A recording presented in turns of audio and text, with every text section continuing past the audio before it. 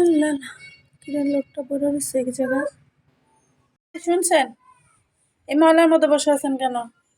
মহলার মধ্যে বসে থাকেন সবসময় চলেন কিছু খাবেন নি ভাত খাওয়াবো খাবেন হ্যাঁ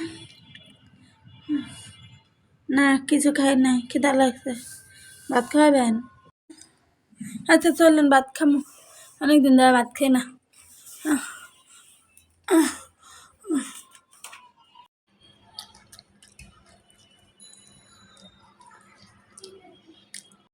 আরে আস্তে আস্তে খান সমস্যা নাই আস্তে আস্তে খান আরো দিব ভাত দিব আরো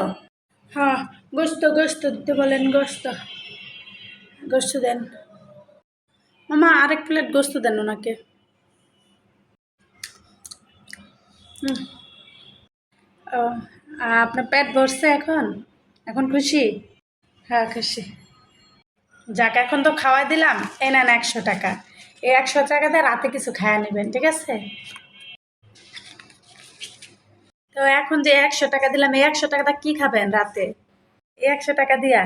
গাঁজা খাবো